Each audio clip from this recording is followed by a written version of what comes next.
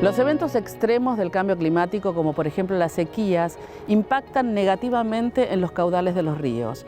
Esto está sucediendo con el río Paraná y también sucede con el río Chubut, lo cual implica crisis hídrica, emergencia hídrica.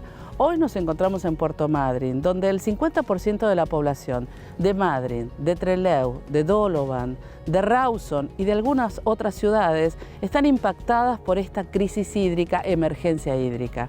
Para hablar sobre esto, convoqué a Natalia Pesach. Ella es doctora en Ciencias de la Atmósfera, trabaja acá en Puerto Madryn en el CENPAT. Y ahora vamos al encuentro.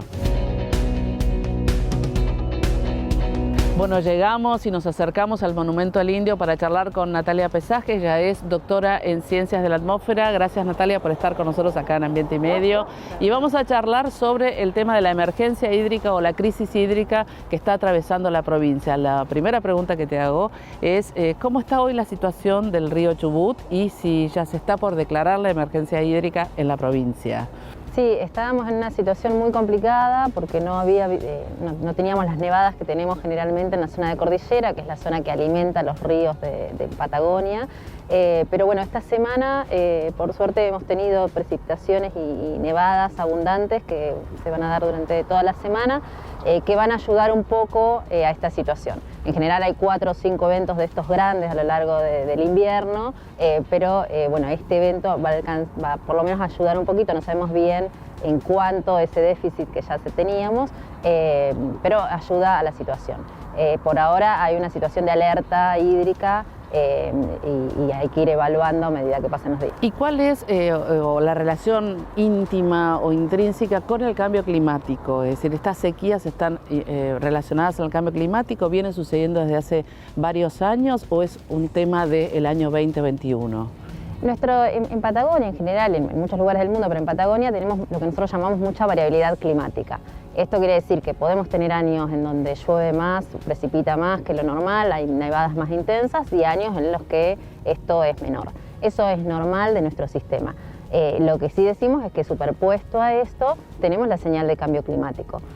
Para saber si este evento en particular es debido al cambio climático hay que hacer estudios de atribución, que no los hemos hecho, pero sí es claro que hay una señal, unas tendencias que nos están indicando que ya desde 1960, que es cuando tenemos registros meteorológicos, hasta la actualidad hay una disminución de la precipitación en este sector del norte de los Andes patagónicos, que es los que alimentan la zona donde llueve, ¿no? Porque después el resto de Patagonia es una región árida y semiárida. Entonces es muy importante que se den esas precipitaciones porque son las que después, a partir de los deshielos, alimentan los cursos de agua, los recursos hídricos escasos de esta zona. Y particularmente este año o años anteriores que se ha vivido esta crisis hídrica en la provincia o en las ciudades, ya sea en la que estamos, Puerto Madryn u otras, ¿cuál es la consecuencia en los habitantes y en la industria y en el regadío? Bueno, recordemos que estamos, como decía, en una zona árida, semiárida, donde llueve muy poco, sacando esa zona de la cordillera, digamos, en el resto de la Patagonia llueve muy poquito. Llueve alrededor de 200 milímetros al año. En Buenos Aires, por ejemplo, llueven 1000 milímetros al año. O 200 en un día a veces, ¿no es cierto? 200 en un día. Estas cosas pasan. Claro, y entonces cuando no tenemos estos cursos de agua en su estado normal, es una complicación para todo el sistema. Tenemos en Chubut una particularidad que sucede en muchas cuencas, que el agua se produce en la cabecera de cuenca, las nacientes, en esa zona de cordillera, pero después se usa en la zona baja, en la parte que acá en este lugar tenemos un valle agrícola, un valle irrigado, que son lugares donde se produce alimento, pero donde utilizan en todo el mundo la mayor cantidad de agua. Entonces, cualquier disminución va a afectar esas actividades, la actividad industrial y por supuesto la actividad humana que dependemos de... Claro, del agua. El agua es el recurso que necesitamos para sobrevivir, ¿no? Exacto. Entonces, ante estas situaciones de sequía es un problema. Y en algún momento o en algún punto uno piensa si es solo la sequía o falta de planificación. ¿Cuál es tu punto de vista con respecto a eso? Yo sé que sos investigadora, pero por supuesto también sos ciudadana, ¿no es cierto? Sí, por supuesto. En realidad nosotros decimos la falta de agua es el fenómeno natural, pero lo que afecta es cuando hay vulnerabilidades. Y ahí son problemas políticos y sociales, no es un fenómeno natural. Entonces hay una combinación de varias cosas. Sucede con cualquier evento extremo que tengamos. Acá sufrimos también en la parte baja de las cuencas los eventos extremos de precipitación diaria, estas precipitaciones muy intensas de 1 o 2 días, que en zonas en donde tiene cobertura del suelo muy escasa, el agua escurre, arrastra la primera capa esa de suelo, y todo eso que son los sedimentos van hacia el curso de agua y dificultan mucho los procesos de potabilización del agua. Nos sucedió en 2017 un evento muy intenso de lluvias extraordinarias, estas que decimos sin precedentes, que no hemos tenido registros previamente, en donde estuvimos la mayoría de las ciudades de la parte baja de la cuenca sin agua durante 20 días, porque no se podía potabilizar ese agua por esos sedimentos que llegan. Y entonces ahí está otra vez esa mezcla, ¿no? Entre el evento de precipitación intensa, que es el fenómeno climático y un fenómeno natural, pero después cómo afecta eso depende del ordenamiento territorial, depende de cómo nos anticipamos y nos preparamos, depende de las vulnerabilidades, hay sectores en que nos afecta más, sectores que nos afecta menos. Nosotros, por ejemplo, estamos cruzando nuestras investigaciones con el tema de perspectiva de género y diversidad. Mira qué interesante, ¿eh? Porque afecta más a ciertos sectores que a otros, y hay diferencias en cómo usamos el agua, varones y mujeres, y cómo tomamos las decisiones. Pues se está trabajando desde Naciones Unidas con el tema de género y cambio climático. Me parece que también nos atraviesa como mujeres, ¿no? Nos atraviesa, hay un dato bien contundente, que es que el cambio climático, por supuesto, como cualquier situación extrema, afecta más a las personas pobres. Y entre el 70 y el 80% de las personas pobres en el mundo son mujeres. Entonces, partiendo desde ahí, hay un claro sesgo. Y el otro, bueno, después respecto al agua, que es lo que trabajamos nosotras acá y nosotros, está el tema de cómo se usa el agua, ¿no? Las mujeres tenemos una relación distinta por nuestros roles culturales, ¿no? En general de cuidado, de salud. Tenemos una relación distinta con el agua que los varones, y en situaciones de escasez eso se manifiesta.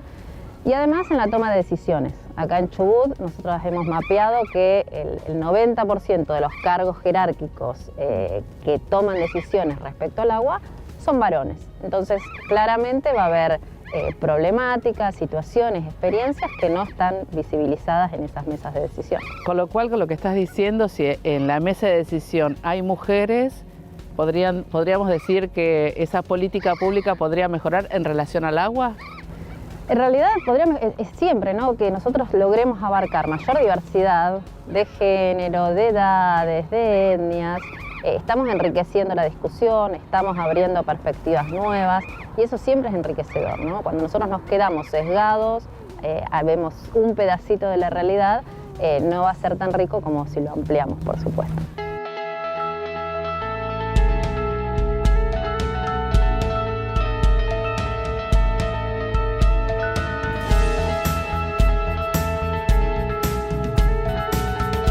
Bueno, la última, Natalia, primero agradecerte nuevamente por estar con nosotros acá en Ambiente y Medio.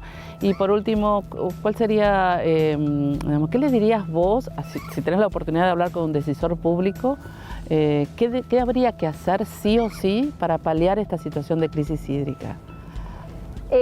Lo que nosotros tratamos de comunicar es que estas situaciones van a seguir ocurriendo y van a ocurrir cada vez con mayor frecuencia. Entonces, hay que anticiparse, hay que tener sistemas de gobernanza adaptativa que nos preparen para eso. Se escuchan los sonidos. Se escuchan los sonidos. Hermoso igual, sí, esto es precioso. Es bien nos interrumpen, pero no hay ningún problema. Continúa, perdón. Bueno, no, esto, que necesitamos sistemas de gobernanza adaptativas, integrales, que nos permitan esta diversidad de miradas, y sistemas que ayuden a superar estas fragmentaciones que muchas veces vemos, y el cortoplacismo, ¿no? Claro. Tenemos que lograr tomar decisiones que nos permitan ir al mediano y al largo plazo, y que nos permitan pensar qué mundo queremos dejar, qué mundo queremos habitar. Gracias, Natalia, nuevamente. Nos saludamos como se saluda ahora, y muchas gracias por estar con nosotros esta mañana, que es hermosa. Solazo nos ha recibido Puerto Madryn también con un sol. No sé si siempre se da. Tenemos lindos días, aunque sea en invierno. Sí, abrigadito se puede disfrutar. Sí. Gracias por visitar nuestra ciudad. Sí, gracias. Y nosotros seguimos con más Ambiente y Medio.